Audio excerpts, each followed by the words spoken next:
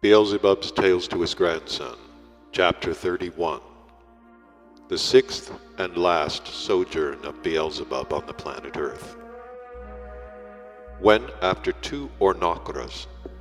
the cosmic intersystem ship Karnak had left the sphere of the atmosphere of the planet Revosvadentra,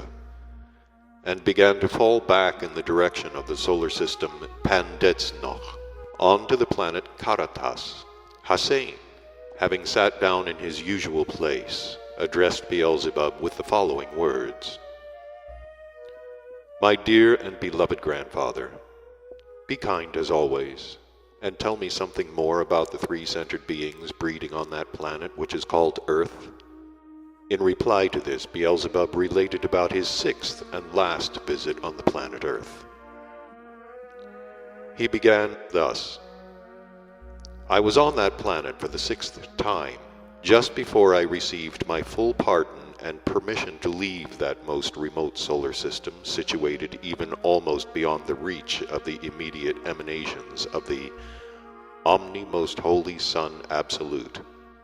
That is, just before my return here to the center of the universe, to the place of my arising, to the immediate bosom of our common unibeing endlessness. This time, circumstances unexpectedly so came about that I had to exist there among these peculiar beings a fairly long time, namely a little less than a year of our time, or by the time calculation there, more than 300 years. As initial cause of this last visit of mine to the surface of that planet which has pleased you, the following circumstances served. You must know that after my 5th visit to the surface of that planet of yours, I continued likewise, as before, to observe from time to time the existence of those 3-brained beings who please you. I observed them particularly attentively at those periods when there proceeded among them their chief particularity, namely their processes of reciprocal destruction. And I observed so attentively at these periods because I wished to make unquestionably clear to myself the causes of the periodic manifestations of such an exceptionally terrible need of their strange psyche, strange to the point of the phenomenal. When I happened to be a little freer, I would at times follow for almost a whole Martian day or night every kind of their manifestations during these processes. Well, thanks to these special observations of mine, both from the planet Mars and during my former personal sojourns there among them, I had a more or less definite understanding concerning all the ways and means used by them for more effective destruction of each other's existence. Well, my boy, once, while watching, as usual, this process of theirs from the planet Mars through my big Tescoano, I suddenly noticed that which served as the initial cause impelling me to undertake my 6th descent. Namely, I saw this time that without moving from their place, they did with a certain thing something which resulted in a tiny puff of smoke, whereupon a being from the opposite side immediately fell down, either totally destroyed, or with one or other part of his planetary body mutilated or destroyed forever. Such a means of reciprocal destruction I had never seen before, and there had not yet been crystallized in my presence any data for the confrontative logical explanation of the possibility on their part of using such a means for destroying the existence of other beings similar to themselves. Concerning each and every of their ways and means, the purpose of which was the destruction of each other's existence, I had already had before this a definite logical confrontation which explained to me just what are the accidentally arising surrounding factors that bring forth in them impulses and stimuli as the result of which their essence is gradually brought to such a phenomenal being ableness to destroy, for no rhyme or reason, the existence of other beings similar to themselves. But for this new means, which I now saw for the first time, for destroying each other's existence, my former logical and psychological explanations could not indeed in any way be applied. I had formerly explained to myself that such an exclusively abnormal inherency in the psyche is not self-acquired by the beings of the given epoch. But I understood that this terrifying periodic being need was acquired and gradually assimilated by them during the course of very many of their centuries. Also, of course, thanks to the abnormal conditions of existence established by the beings of past generations, and that this being need had already become finally inherent in the contemporary three-brained beings, owing to external circumstances not depending upon them, and that it had become inevitably proper to them to occupy themselves with this. And indeed, my boy, during these processes, they usually instinctively at first refrain from such an unnatural manifestation. But later, when every one of them, already in the environment of the process itself, willy-nilly sees and becomes convinced that the destruction of the existence of those similar to themselves proceeds so simply, and that the number of the destroyed always grows and grows, well then, each of them involuntarily begins instinctively to feel and automatically to value his own existence. And having become persuaded by his own eyes that the possibility of losing his own existence depends at the given moment absolutely on the number of beings of the enemy side not destroyed, then in consequence of the strengthened functioning in his imagination of the presence of the impulse called cowardice, and on account of the impossibility at each moment of reasonable deliberation by his being mentation, weakened already without this, he begins from a natural feeling of self-preservation to strive with all his being to destroy as many as possible of the existences of the beings of the enemy side, in order to have the greater chance of saving his own existence. And gradually progressing in this feeling of self-preservation of theirs, they then reach the state, as they themselves say, of bestiality. But as regards that means of the destruction of the existence of other beings similar to themselves which I then saw,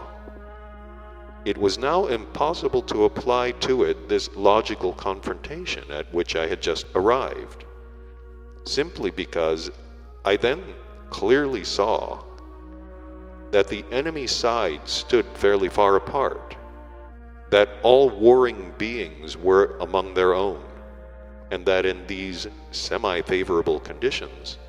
they quietly and absolutely cold-bloodedly, out of boredom as it were, did something with the help of a something, and thereby destroyed the existence of other beings similar to themselves.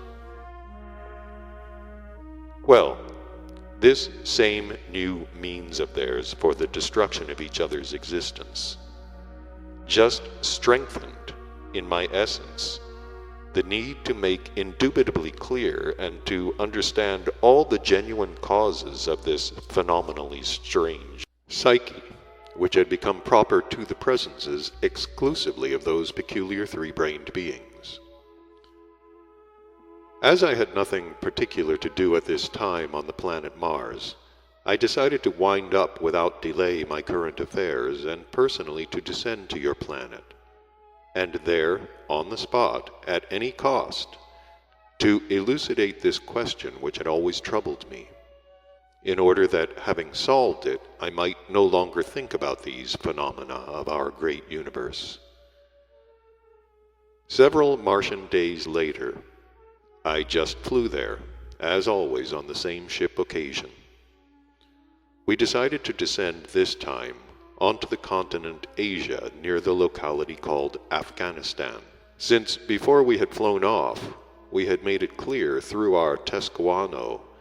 that the turn of the process of reciprocal destruction was proceeding at that time in just the said country.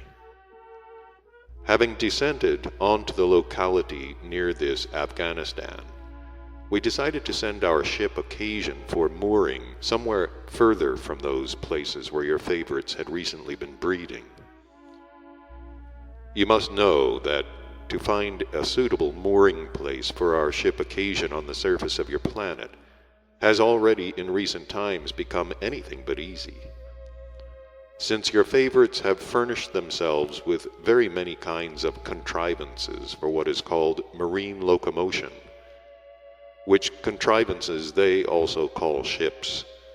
and these ships of theirs are constantly flitting about in all directions, mostly around the continents. We had, it is true, the possibility of making our ship occasion invisible to their organs of perception of visibility, but we could not annihilate its presence, and without this, it could not remain stationary on the water from the constant danger that their ships might bump into it. Well, for this reason, we this time decided to send our ship for mooring to what is called the North Pole, where their ships have as yet no possibility of going. While we were descending onto the surface of this planet of yours, the process of reciprocal destruction which had been proceeding in Afghanistan finished. But all the same, I remained to exist near this Afghanistan, as it was just on that part of the continent Asia that at that period these processes of theirs most frequently proceeded. Since I had in view, on this last personal flight of mine onto the surface of your planet, to obtain without fail a complete awareness of the causes of the questions which were constantly troubling my essence, namely to make clear to myself the causes in all their aspects, why the psyche of those three-brained beings who please you has become such an anomaly. I did not, as I've already told you, soon return home to the planet Mars, as I did on previous occasions, but I remained to exist among your favorites about 300 of their years. As I now commence the narration of the information elucidating the state of the results already obtained from every cause in the common presences of the three-brained beings of the planet Earth which please you, my essence prompts me and animates my I, and all the separately spiritualized parts of my common presence, to emphasize, first of all, that during this last personal sojourn of mine on the surface of your planet, I had to study very seriously and even to elucidate experimentally the details not only of the psyche of single individuals of your favorites taken separately, but likewise the perceptions and manifestations of the psyche of these single individuals taken in a general mass, dependently upon the combinations of surrounding conditions and the results brought forth by them, and also upon their mutual reactions. For the purpose of these elucidating experiments of mine, I was even obliged this time to have recourse to the help of those branches of general knowledge which we call Samanoltorico, Gasometro no Torico, and Sakoki no Torico. That is, to those branches the similarities to which are found among your favorites also, these specialties being named medicine, physiology, and hypnotism. Just at the beginning of this sixth personal sojourn of mine, I soon categorically made clear, thanks to my experimental investigations, that most of the causes of the strangeness of their psyche are found not in that usual consciousness of theirs, in which alone they have already automatized themselves to exist in what is called their waking state, but in that consciousness of theirs which, thanks to their abnormal ordinary being existence, was gradually driven within their common presence, and which, although it should have been their real consciousness, yet remains in them in its primitive state and is called their subconsciousness. This subconsciousness is, however, just that part of their general psyche about which, do you remember? I have told you already that it was first noticed by the very saintly Ashiata Shiyamash, who constated that in that part of their psyche there are not yet atrophied the data for the fourth sacred impulse, which is named objective conscience. When I had chosen as the place of my fundamental existence the locality in the center of the continent Asia called Turkestan, I not only went from there to the places where the processes which interested me proceeded, but during the pauses or lulls in these processes, I also traveled a great deal, visiting almost all the continents, and during these travels I encountered beings of most, as they say, peoples. During these travels of mine, I remained nowhere for long, excepting in certain independent countries on the continent Asia called China, India, Tibet, and of course also that lately largest half-Asiatic, half-European community called Russia. In the beginning,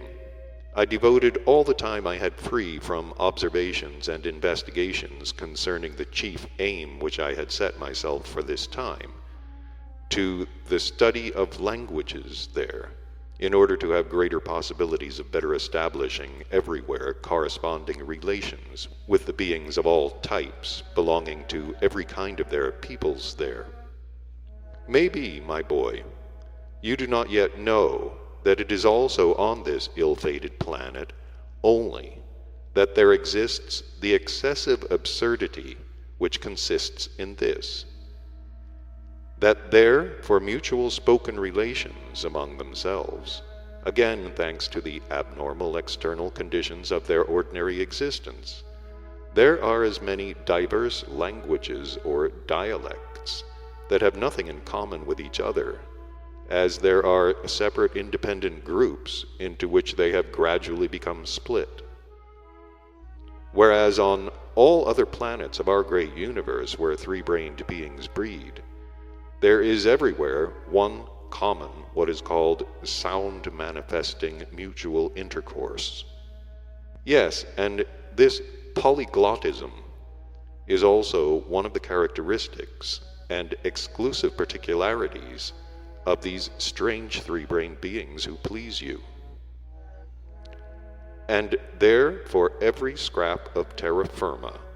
or even for each insignificant independent group accidentally separated from each other, upon such a scrap there was formed by these strange beings, and there still continues to be formed, for spoken relations, a quite separate speech. Thanks to this, it now happens there on the planet Earth that if one of the inhabitants of any locality of this planet by chance finds himself in another place of the same planet, he has no possibility whatever of intercourse with beings there similar to themselves unless he learns their language. Even I, who had then learned perfectly 18 of their different languages, found myself during my travels under conditions at times where I had not even the possibility of getting fodder for my horse, in spite of the fact that my pockets were full of what is called their money, for which in general they give you with the greatest joy there anything you please. It may happen there that if one of these unfortunate beings existing in some town or other, knowing all the languages used in that town, finds it for some reason or other necessary on another occasion to be in some other place at a distance of 50 or so of what are called their miles, which distance corresponds approximately to one of our klintrana. Then this ill-fated three-brained being, happening to be even at this insignificant distance from the place of his somehow or other established existence, owing to the abnormality there, referred to, and also of course because in the common presences of these unfortunate beings, the data in general for instinctive perception were long ago atrophied, becomes absolutely helpless, and can neither ask for what he needs, nor understand a word of what is said to him. These numerous languages of theirs not only have nothing in common with each other, but one of them will sometimes be so built up that it has absolutely no correspondence with the possibilities of those organs of the common presence of the being which are specially adapted by nature for this purpose, and which are called vocal cords. And even I, who have a much greater possibility in this respect, was entirely unable to utter certain words. The beings of the planet Earth themselves, however, realized this absurdity of theirs, and recently, while I was still there, a number of representatives of their different solid communities met somewhere together jointly to find a means for a way out of this difficulty. The fundamental purpose of these representatives of the contemporary important communities who assembled together was to select one of the languages already existing there and to make it common for the whole planet. However, as usual, nothing resulted either from this really sensible intention of theirs, owing as ever, of course, to those same usual dissensions of theirs, thanks to which all their promising beginnings always fall through. In my opinion, you will find it useful if I tell you a little more in detail why, in the given case, these said dissensions of theirs occurred, as this will be a very characteristic example of all the dissensions in general arising among them. At the outset, these said representatives of the contemporary solid communities, why I don't know, fixed their choice of a common planetary language on one of the three following languages existing at present, called Ancient Greek, Latin, and the language newly composed by the contemporary beings, Esperanto. The first of the said three languages was the one which was worked up and which served for the spoken relations of the beings of that ancient community there, which, as I've already told you, arose from a small group of Asiatic fishermen, and which group later became a solid community, the beings of which were, during a long period, specialists there in the invention of sciences. From the beings of this community, that is, from these said ancient Greeks, not only many different sciences, but likewise their language reached contemporary beings. But the second language which they proposed to make a common planetary language, namely Latin, was the language spoken by the beings of that ancient solid community formed, as I have also told you, from a small group of Asiatic shepherds, whose descendants were later the cause of the fact that in the presences of all the beings there of subsequent generations, there was gradually formed, and ultimately in the contemporary beings became already definitely fixed, and obligatorily inherent in them, that perverted function, thanks to which all impulses arise in them, in the sense of striving for evolution, are already automatically paralyzed at their very roots, and which they themselves call sexuality. Well, when these representatives of various contemporary powerful communities met in order collectively to choose one or another of the mentioned three languages, they could not settle upon any one of the three languages owing to the following considerations. Latin they found poor in the sense of the number of words. And indeed, my boy, the shepherds with their limited needs could not create a many-worded language. And although Latin became later on the language of a large community, Yet beyond the special words required for orgies, they did not introduce into it anything that could suit the contemporary beings of your planet. And as regards the Greek language, then, although by the wealth of its vocabulary it might indeed serve as a universal language for their whole planet, because these former fishermen, in inventing every possible kind of fantastic science, happened also to devise very many corresponding words which remained in that language. Yet these representatives of the contemporary powerful communities could not fix their choice upon it, owing to a peculiar particularity which also flows from this same strange psyche of theirs. The point is that all the beings assembled to select a common planetary language were representatives of communities which had become, at that period of their contemporary civilization, powerful, or, as they also say, great. But this ancient Greek language continues at the present time to be spoken by the beings of a contemporary small community called Greece, who, though they are descendants of the former great Greeks, have not now at their disposal as many of what are called guns and ships as those important communities whose representatives were just then assembled in order unanimously to select one common language for the whole planet. Therefore, in all probability, each of these representatives deliberated somewhat as follows. Heavens above! Can anybody use a language which is spoken by the beings of such a trifling community?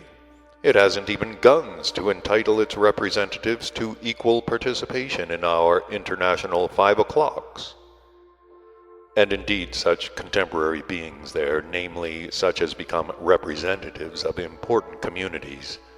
know nothing, of course, of the true reasons why, that is, on their planet, beings similar to them, dwelling on one or another part of the surface of their planet, or who make up this or the other community, become at times temporarily important or great. They do not even begin to suspect that this proceeds not because of any particular qualities in the beings themselves of the given communities, but depends exclusively only from what part of the surface of their planet, in correlation with the harmonious movement of the whole of their solar system,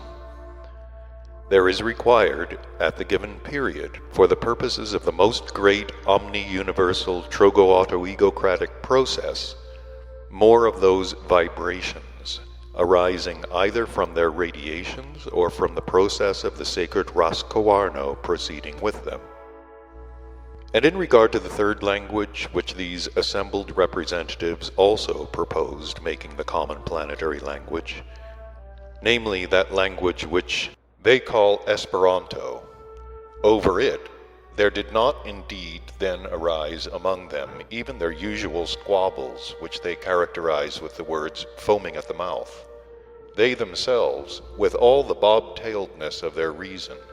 immediately reflected that this language could not now in any way be useful for their purpose. The inventors of this language must have imagined that a language is like one of their contemporary sciences, which can be cooked up at home at one's study. Indeed, it never entered into their heads that every more or less practical language can be formed only in the course of many centuries, and even then only during the process of more or less normal being existence. This new invention there, this language Esperanto, might however do for our highly esteemed Mullah Nasr ad-Din for composing the amusing anecdotes he tells his hens. In short, this promising beginning of theirs in this business of establishing one common planetary language changed nothing there in their height of absurdity, and everything remained as before, down till now. That is, this comparatively petty planet, with a petty half-dead terra firma, continues to remain, as again our dear teacher Mullah Nasr ad-Din says, 1,000-tongued hydra. Well, my boy, when I commenced my investigation in regard this time to the fundamental aim I had set myself, in order to become assuredly aware of all the causes which produced such a peculiar psyche in the presences of the three-brained beings of the planet pleasing to you, and when therefore it soon became necessary for me to make clear certain of what are called hidden details in the common presence of the psyche of theirs, there unexpectedly arose for me, just at the beginning of this last personal stay of mine among them, a very serious difficulty consisting in this, that the bringing to light of these properties hidden within them, namely the properties found in their subconsciousness, turned out to be possible exclusively only with the intentional help on the part of them themselves. That is, with the help of that consciousness of theirs, which with the flow of time had become proper to be possessed by them during their waking state. Furthermore, I made clear to myself that it was necessary that this said voluntary help should come from the three-brained beings there of all the types of which in general during recent times they had begun to be completely formed. But meanwhile, by this time, as it proved, there had already been almost atrophied in them every kind of data for the arising in their presences of the being impulse called sincerity, and it was atrophied to such a degree that they no longer had the possibility, even if they wished, to be sincere. And not only with other beings, but even with their own selves. That is, they already could not, with one of their spiritualized parts, criticize and judge another part of themselves impartially. It must be said here that my subsequent special researches revealed to me that the causes of the atrophying of the data, which should be in them also, for the possibility of being sincere with themselves, had one basis, while the causes of the atrophying of the possibilities of being sincere with others had another. The basis for the atrophying of the first of the mentioned data is derived from the fact of the disturbance of the coordination of their common psyche. The point is that then, at the beginning of this sixth existence of mine among them, on the one hand, in their general presences, data yet continued always to be crystallized for the arising in them, as in all three-brained beings in general, of the being impulse called self-remorse, and which they themselves call remorse of conscience. While on the other hand, every kind of their inner and outer manifestations in the ordinary process of their being existence began to become always less and less becoming to three-brained beings. Consequently, in their presences there arise more and more frequently the causes for the manifestation of the said being impulse of remorse of conscience. And as the sensations thereby induced, which are similar to those which arise from being partic dog duty, infallibly lead to the suppression and the enslaving of the denying principle inherent in the common presences of the three-brained beings called self-calming, then in them, during every kind of inner and outer manifestation of their common presences, which flow from the natural stimuli of one or another separately, independently spiritualized localizations, proper to be present in the three-centered beings, each time, with the arising of this sensation of self-remorse, disagreeable to them, at first intentionally, on the part of their ruminating parts, and later, thanks already to the habit which they had created, there began to be stifled and gradually to cease self-criticism,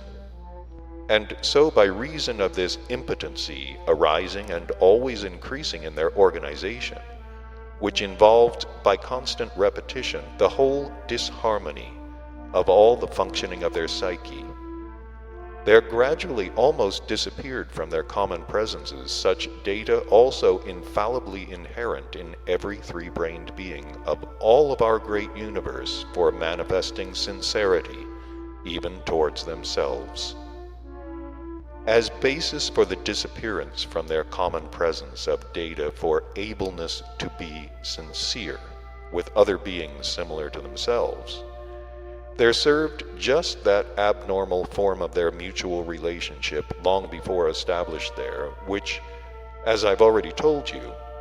was based on their mutual division into different what are called castes and classes. When there began among them, and soon became inevitable, the habit of allocating one or another to these various maleficent castes of theirs, then from that time, in the common presence of each one of them, there were gradually crystallized two particular, quite opposite, what are called organic properties, the manifestation of which, little by little, even ceased to depend on either their ordinary consciousness or on their subconsciousness. These two properties consist in this, that they always behave toward each other either, so to say, haughtily or servilely. During the manifestation of both these properties, there are paralyzed in them all relations on what are called equal terms, with anybody whomsoever, thanks to which not only the inner sincere, but also even the outer ordinary habitual relations have become established among them in such a way that already it has become quite usual, particularly in recent times, that if someone belongs to a caste considered higher than the caste of another, then in everything and always in relation to this other, there arise in him impulses called there either haughtiness or contempt or patronage or condescension, and so on. And if somebody considers his own caste lower than that of another, then there will infallibly arise in him impulses which they call self-abasement, false humility, sycophancy, bootlicking, cringing, and many other such specific impulses, the totality of which constantly corrodes in their presences what is called awareness of one's own individuality, which ought to be present in them also. The said property, which already became inherent in their common presences, gradually led to this, that they lost the habit and automatically ceased to be able to be sincere with other beings similar to themselves, even with those belonging to their own caste. It was for this reason, my boy, that I decided, while existing among these favorites of yours this time, to choose from among the professions existing there that one which gives the possibility at times of automatically establishing among them those relations by which they can be sincere up to a certain degree. And this in order that the possibility might be open to me to make the investigations which were indispensable to me, and by this means to obtain materials for my elucidations. That is why I then became just such a professional there, as is called at the present time a physician. This profession there corresponds somewhat to that profession which those whom we call our Zerlichners have. Besides this said profession, there is, by the way, there yet another profession, with the representatives of which some of your favorites automatically become more sincere, perhaps, than with others,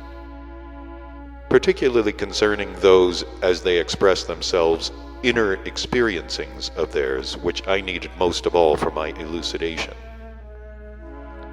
However, although that profession might yield more material for my investigations, I did not wish to choose this profession for myself, to which what are called confessors most often devote themselves, for the sole reason that this profession constantly constrains one to play outwardly a role, and never allows one to consider one's inner real impulses.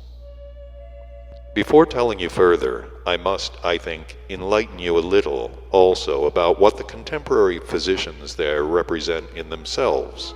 who ought to correspond to our Zerlichners. You probably already well know that Zerlichners among us on the planet Caritas, as also in general beings similar to them on other planets of our great universe, upon which breed already formed three-brained beings, and from the number of whom are several who, called differently on different planets, take upon themselves essential obligations in relation to the environment of beings similar to themselves. Well, these Zerlichners are those responsible individuals who voluntarily devote the whole of their existence to helping any being of that region to fulfill his being obligations. If this being, for some reason or other, or simply thanks to a temporary irregular functioning of his planetary body, ceases to be able to fulfill his inner and outer being duty by himself, it must without fail be noticed that in former times also on your planet such professionals as are now called their physicians were almost the same and did almost the same as our Zerlichners among us. But gradually, with the flow of time, the responsible beings there who devoted themselves to such a profession, namely to the fulfillment of such a high voluntary being duty taken upon themselves, degenerated, like everything on that strange planet, and became also absolutely peculiar. And at the present time there, when the functioning of his planetary body in one or other of your contemporary favorites becomes deranged in this or that respect, and when this being ceases to be able to fulfill his being obligations, these contemporary physicians of theirs are also called in for help. And no question about it, these physicians do also indeed come. But how they help, and how they discharge by their inner essence the obligations taken upon themselves, it is precisely here, as our highly esteemed Mullah Nasruddin says, that the dead camel of the merchant Vermasan Zarunan Alaram is buried. Know first of all that at the present time, there, those contemporary three-brained beings become those professionals who for the most part, during the period of their preparation to be responsible beings, succeed, as is said there, in learning by rote much miscellaneous information concerning those means for getting rid of every possible kind of what is called their illnesses, means which old women in their dotage during all previous times on their planet employed upon or advised for three-brained beings there to this end. Among the number of such means for getting rid of the said illness, there are chiefly various remedies existing under the name of medicines. Well, when one of the contemporary beings becomes a responsible professional, and when other beings needing his help apply to him for this help, he uses or prescribes just these mentioned remedies. Here it will be very useful for the development of your reason if to your common presence is added a logic Nestorian implantation from information concerning one particular very peculiar property which is acquired in the psyche of these contemporary professionals of the planet Earth. This peculiar psychic property is acquired by those terrestrial professionals as soon as they receive the title of qualified physician, and it functions constantly in them during their wish to help other beings who need their aid. The point is that, in their common presences, both the intensity of the desire to help and the quality itself of the help given always depend exclusively on the smell there is in the house to which he is called. Namely, if the house to which such a contemporary professional is called for help smells of what are called English palms, then in it, thanks to this smell, not only does his inner being wish to help the suffering being increase to the point of what is called ne plus ultra, but even in outer manifestations, his planetary body at once assumes the form of a zedzatshun, i.e. a beaten dog. In the case of most contemporary physicians, there even appears on their faces from this smell what are called bootlicking expressions, and their bobtail becomes pressed tight, almost glued between their legs. But if the house to which such a terrestrial Zerlichner is called for help to a needy being smells of what are called cancelled German marks, then his inner being wish to help the person in need also increases, but only in this respect, that he may write out as quickly as possible what is called a prescription invented by the Germans, and the more quickly leave the house. Here also I must tell you that when this second case, the contemporary terrestrial beings who have the profession of physician leave the house of the person who needed their help, and walk along the street, then all their exteriors, even the muscles of their faces, invariably express something as follows: you curs, look out, otherwise I shall crush you like cockroaches. Don't you see that here comes not just anybody, but a genuine representative of science, who has fully assimilated the knowledge given by the highest contemporary seat of learning? It will be most opportune now to tell you a little also concerning those medicinal means I mentioned, which exist there in great numbers under every kind of name, and which,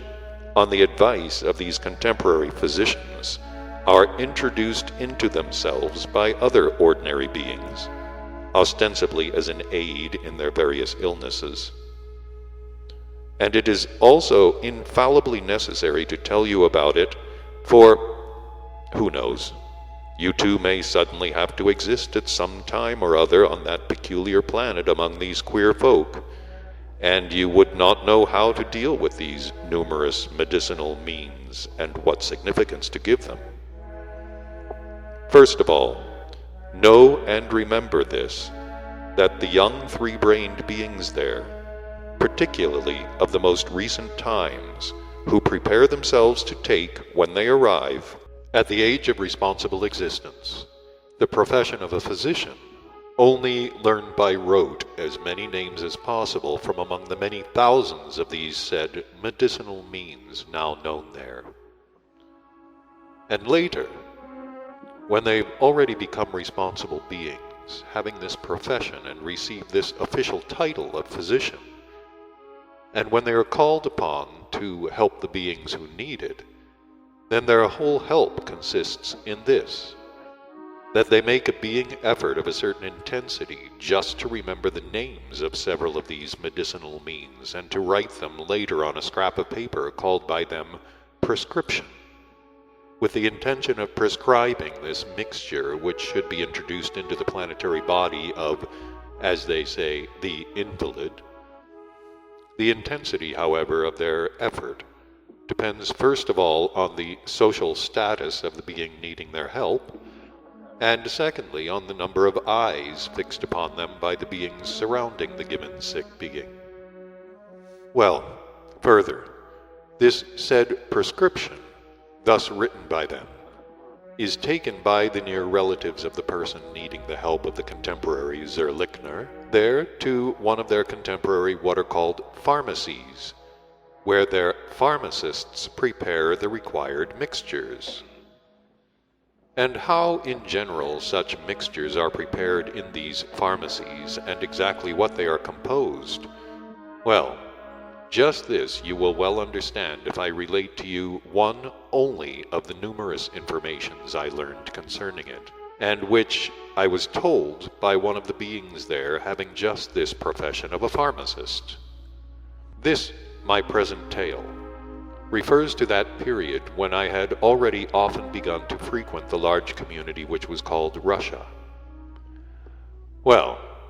in one of these two chief places of existence of this said large community, namely in the one which was called Moscow,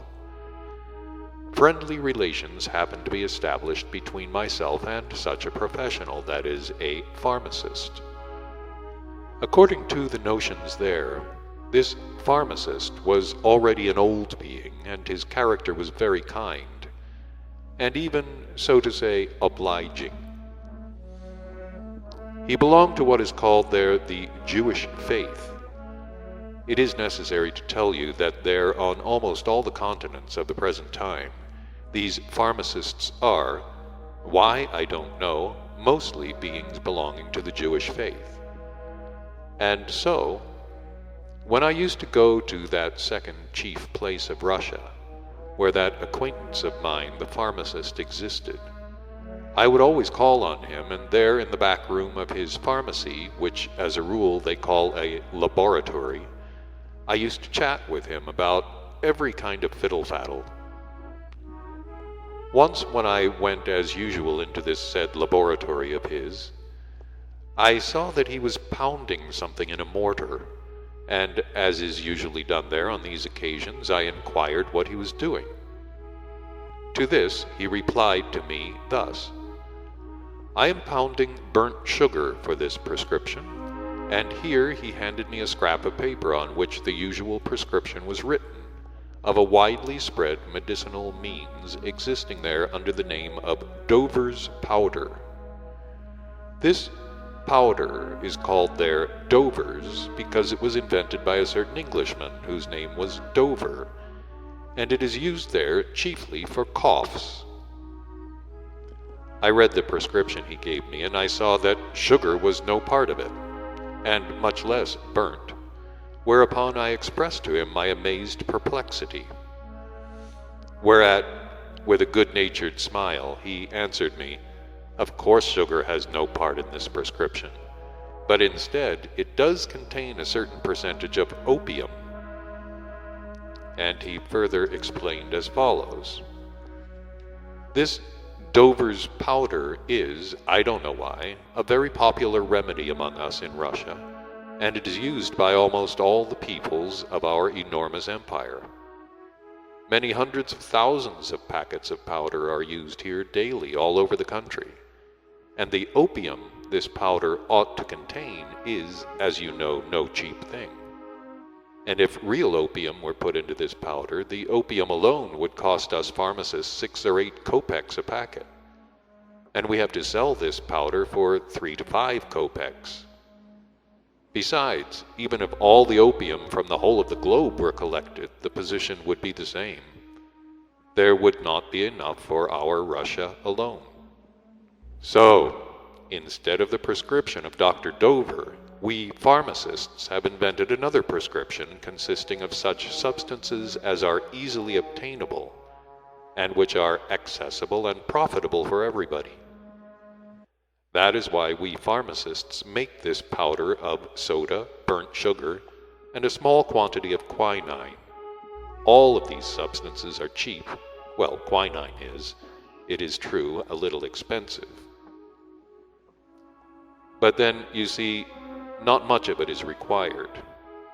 Of the total 100% of the composition of these powders,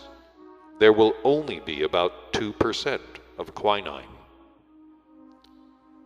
Here I could not help interrupting him. "You don't mean it, but it's not possible. Has no one ever discovered that instead of Dover's powder you give them this particular mess?" "Of course not," laughingly replied this good acquaintance of mine. "These things can be detected only by sight and taste. And this Dover's powder which we make, however you turn it, and under whatever microscope you examine it, is in color the same as it should be according to the genuine prescription of this Dr. Dover. And as to taste, It is absolutely impossible, thanks chiefly to the proportion of quinine which we put into it, to distinguish it from the genuine powder made with the real opium. But the analysis, I asked him. What analysis? He replied sarcastically, though also with a kind smile. A thorough analysis of a single powder would cost so much that with this money you could buy not only half a hundredweight of this powder, but possibly even open a whole pharmacy with it. So it is understandable that for 3 or 5 kopecks nobody is likely to be such a fool. Strictly speaking, nowhere is the analysis about which you are thinking ever done. Each town, it goes without saying, has its analytic chemists, and even every municipality has such specialists in its service. But what do they amount to, and what do they know, these specialist analytic chemists? Perhaps you do not know how these specialists who occupy such responsible posts study and what they understand. No? Then I shall also tell you about this. For instance, some mama's darling, a young man, inevitably with a pimpled face. And he's pimpled because his mama considered herself a highbrow and thought it was indecent to speak of and to point out certain things to her son. Whereupon this son of hers, not having formed his own consciousness, did that which was done in him, and the results of these doings of his, as with all such young people, appeared on his face as pimples, which are very well known even to contemporary medicine. Well, my honorable doctor, it was thus that the pharmacist continued. Before, however, continuing, my boy, to tell you further what the kind pharmacist said, I must tell you that when I became a professional physician there, your favorites everywhere called me doctor. I will sometime without fail explain to you about that title of theirs, because owing to that hateful word doctor, a very sad and tragic misunderstanding occurred there once to our dear Ahun. And now listen to what that kind pharmacist there said to me further. He said, this young man, this mama's darling with the pimpled face, studies at a certain university to become a specialist analytic chemist. But there at the university he is bound to study those special books usually fabricated in German by learned beings there. And really, my boy, among these contemporary Germans, especially during recent times, the invention of scientific books in all branches has also increased, since analysis is also a branch of their science. So in this branch also a great mass of books has already been accumulated among these German scientific beings, and almost all the peoples of Europe, as well as other countries, use these scientific books. Well, that kind pharmacist said further, it is this young man who has finished his university course and consequently drawn his knowledge concerning what is called the complex of substances from the books fabricated by the German scientific beings, who must make the analysis of our Dover's powder. In those German books, from which he gathered his knowledge of the complex of substances, it is, of course, also stated of which elements these and the other substances consist, and the formulas of these elements are also certain to be quoted. It is also explained in these books what appearance these substances have, in which are present all the elements which should be in them, and how their external appearance changes if these elements are not in them. Several homemade means for recognizing the substances are also given in these German books, as for instance by sight, by taste, by burning, and by certain means that ancient grandmothers of olden times had heard tell of, and so on and so forth. After finishing the course, this young man then receives the title of analytic chemist. Sometimes it happens that before receiving a responsible post, the young man happens to get practice, consisting usually in this: that he serves for a certain time at a slaughterhouse, where he helps the local chemist, also a former mama's darling, to ascertain with the aid of a microscope, in a certain way only known to themselves, whether the pork contains strychnine. And only later, when a place is vacant somewhere, is he appointed to the official post of analytic chemist. Well, dear doctor, such an official analytic chemist receives our Dover's powder for analysis. On receiving it, he recognizes it as Dover's powder, either by looking at it or by tasting it, as ordinary mortals do, or because the sender writes to him that it is precisely Dover's powder. For this analysis, he takes up from his table what they call his pharmaceutical guide, also composed by Germans, which every official analytic chemist is bound to have. And there in that guide he hunts up the place where are written the formulas of powders of all kinds. As Dover's powder is known everywhere, it is of course also included in that book. Thereafter, our highly respected analytic chemist takes from his table a form on which official title is indicated, and he writes: "The powder sent to us for analysis proves to be, according to all the data, Dover's powder. The analysis showed it to contain," and he copies a formula from his German pharmaceutical guide, deliberately increasing or diminishing some of the figures, but increasing or diminishing them, of course, only very slightly, so that they may not slap you in the eye. And he does this first of all so that everyone should know that he has written the results of his analysis not any old way, but that he has really investigated the matter, and secondly, because, whatever you may say, he, as town pharmacist, being also an official person, will little wish, I think, to make enemies for himself in the town where he lives. The form thus written is dispatched to him who sent the Dover's powder, and the famous analytic chemist himself is quite at peace, as no one knows that he has made no analysis at all, nor could anyone check him. First, because he is the only official analytic chemist in the town, and secondly, because even if one of these powders of ours should be taken to any other phenomenal chemist in another town, nothing alarming would happen. Are there no other Dover's powders in the world? The packet of powder he analyzed no longer exists,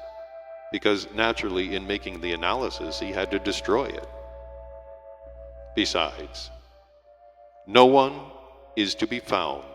who, for the sake of 3 kopecks worth of Dover's powder, would kick up such a fuss.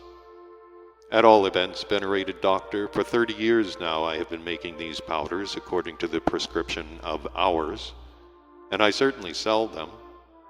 and up to today I have never had any misunderstanding on account of these Dover's powders of ours,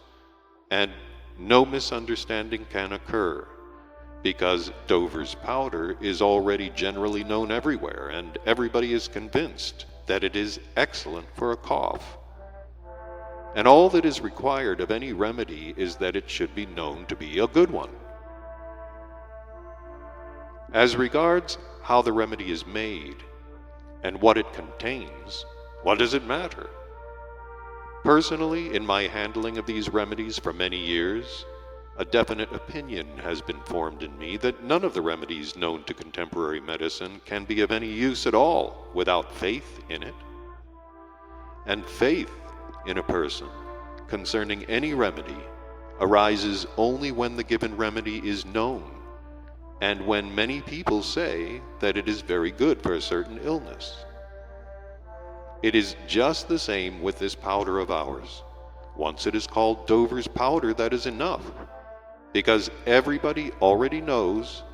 and many people often say of it, that it is excellent for coughs. And besides, speaking candidly,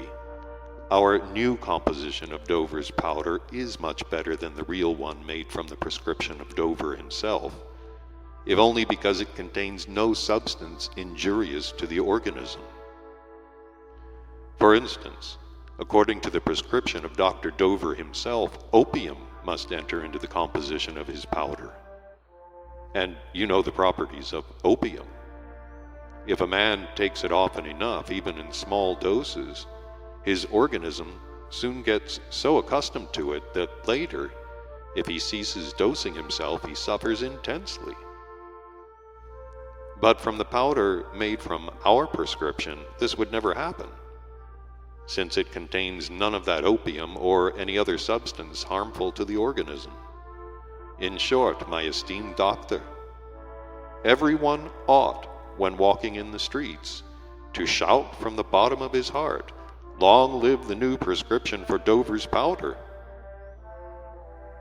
He was going to say something more, but just then a boy brought him from the pharmacy itself a whole stock of various prescriptions, upon seeing which he rose and said to me, "Excuse me, doctor, I am compelled to stop our friendly chat and to get busy on the preparation of these innumerable orders. By bad luck, both of my assistants are absent today. One of them because his esteemed other half must bring into God's world today one more mouth to feed, and the other has to attend the courts because a chauffeur is being accused of kidnapping his daughter. Well, enough of that. If you should really have to exist among these favorites of yours, you will at least know from this last talk of mine that although the physicians there write a dozen wiseacring names in their prescriptions, yet in these official establishments of theirs, which are called pharmacies, their remedies are prepared almost always after the fashion of that Dover's powder. It even happens there that occasionally these kind pharmacists prepare early in the morning a whole barrel of some liquid and a whole box of some powder, and during the entire day they satisfy everyone bringing prescriptions, either by pouring from that common barrel or by taking powder from that common box. In order that this mixture prepared betimes should not always have the same appearance, these kind professionals put in something for coloring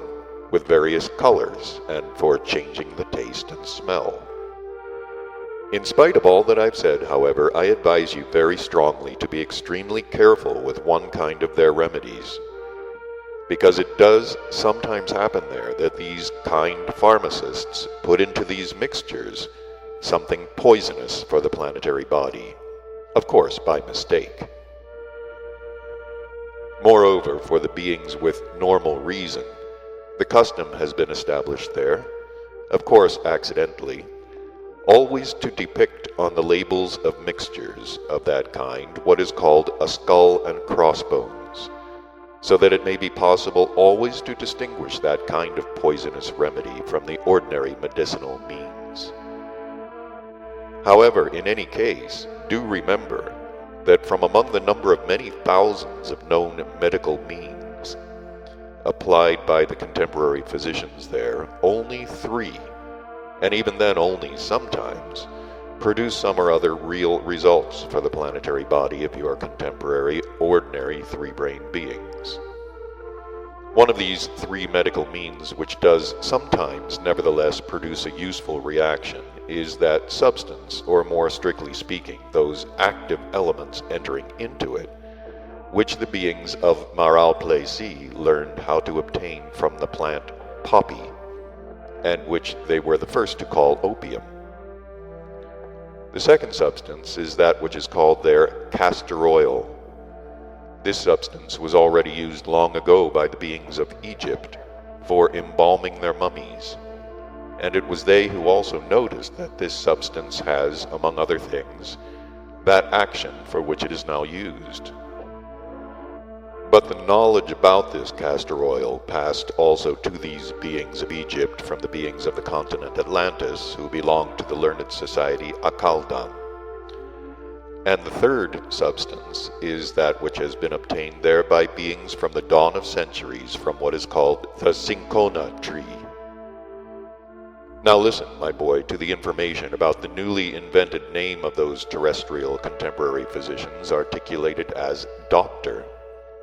It would seem that this invention is that also of the beings of the important community of Germany there, and they invented this articulation for the purpose of defining some merit or other of some among them. But this same invention of theirs, which was widely spread on the whole of their planet, became, for some reason or other, the ordinary nominal name for all the contemporary physicians there. It must be even emphasized that thanks to this invention of theirs, there was added there yet one more to the number of factors, the totality of which constantly leads them into error, and by which their being mentation, already weakened without this, becomes year by year more machohichni. On account of this new word of theirs, even our Ahun, in spite of his having an incomparably more normal presence, and being clothed with a being reason of higher quality, had, while we were there, a very disagreeable, even an almost idiotic misunderstanding. As for the rest, it will, in my opinion, be much better if he tells you all about it himself. Having said this, Beelzebub addressed himself to Ahun in the following words: "Tell us, old man, how this then happened, and what made you for several days, the whole time, skuyachini and tsirikuakst, or as the three-brained beings of the planet Earth would say, made you just grumble and be irritable like your friend there, Dame Bess." To this Ahun, again imitating the style of Beelzebub, and this time even his very intonation, began to relate as follows. This misunderstanding happened to me owing to the following cause. During this 6th visit of ours to the planet Earth, just toward the very end, we had to exist, by the way, for a little while also in the capital of those same German beings who, as his reverence condescended to say, invented just this word accursed for me, doctor. In the hotel, where we had the place of our existence, next to my room, or as is said there, in the number next to mine, there existed a very sympathetic pair of beings who had only recently completed the sacrament of the union of the active with the passive for the purpose of serving the great, all-universal Trogoauto-egocratic process for the prolongation of their generation. Or, as they themselves would say, had been married, and they were still considered newlywed. Well, with this young couple, I accidentally became acquainted in the house of some friends of mine, after which this couple often began to invite me to their room for what is called there a cup of tea. At other times, I even myself, without their invitation, used to drop in on them in order to shorten the wearisome German evenings. She was, as is said there, in an interesting condition, and, according also to their expression, was expecting her firstborn. They, as well as I, were in that capital for an indefinite period and on the business for the profession of the active half of this young couple, and they were therefore existing in that hotel in which we were just staying. There once resounded from them a very nervous rapping on the wall of my room. I instantly ran to them, and it turned out there that himself was not at home, for on that very day he had to go off somewhere, and during this time she had felt faint, and almost without consciousness had instinctively rapped on my wall. When I entered, she also felt somewhat better, but imploringly asked me to hurry for a doctor. I instantly, of course, rushed out into the street, but once there I thought, but where am I to go now? Suddenly I remembered that not far from our hotel a being lived whom everybody called Doctor. It was even marked on a metal plate in front of his name on the door that he was a doctor. And it was to this doctor that I ran. But it turned out that he was dining, and therefore his servant asked me to wait a little in the drawing room, having explained to me that the doctor would have finished dinner immediately with his guests and would soon be coming out. I, of course, sat down in the drawing room awaiting this doctor, but it could scarcely be said that I sat very quietly. I was sitting there as being, say, there, on live coals, because I was most anxious about the condition of my neighbor. But the honorable doctor, however, never came. Almost 20 minutes passed. I could not bear it any longer, and rang the bell. When the servant entered, I asked her to remind the doctor about me and to say that I was in a very great hurry and could not wait any longer for him. She went away. Another 5 minutes passed. At last, the doctor himself appeared. Hurriedly, I shortly explained to him what I wanted from him, but to my astonishment, he began to laugh irrepressibly at my request. I thought, obviously during dinner with his friends, this doctor had drunk more than one glass too much of German beer. And only when he had calmed down a little from his hysterical laughter could he tell me that, to his great regret, he was not a doctor of medicine, but only a doctor of philosophy. At that moment I experienced such a state as if, as it were, I were for the second time hearing our endlessness's sentence of exile passed upon his reverence and those nearest him, and in consequence upon me. Well, our dear Hussein, I left the drawing room of that doctor, and was once more out in the street in the same position as before. Just then, a taxi happened to pass. I got into it and began to reflect, where now? I then remembered that in that cafe where I sometimes went, a being also almost always went whom everybody called Doctor. I ordered the chauffeur to hurry to this cafe. There, a waiter known to me told me that this same doctor had indeed been there, but had just left with some of his acquaintances, and that he, the waiter, had accidentally overheard from their conversation that they were going to such and such a restaurant, and gave me the name of this restaurant. Although this restaurant was some way away, yet nevertheless I ordered the chauffeur to go there, as I knew of no other doctor. At length, in half an hour, we came to this restaurant, and there I very soon found this doctor. Once again, this time, he turned out not to be a physician, but a doctor of jurisprudence. I was completely, as is said there, in the soup. At last it entered my head that I might address myself to the head waiter of the restaurant and explain to him in detail what I required. This head waiter